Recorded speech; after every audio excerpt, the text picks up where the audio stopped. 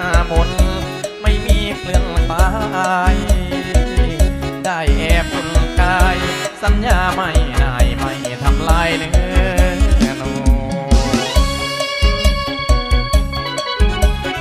เสียสำหรับคนที่ไม่ยอมแก่นะครับผม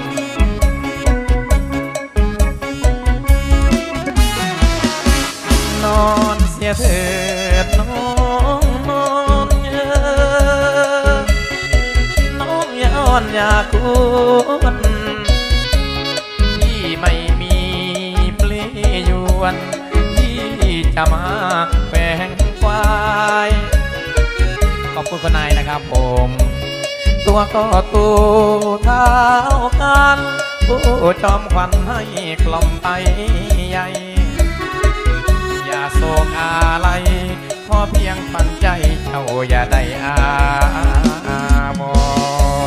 น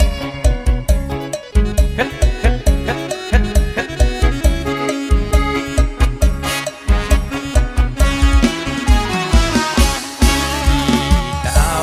สายใยใจมาสักลีให้กล่อมควันใจให้เจ้านอนสวดมนต์ให้พรคุ้มครองผ่อน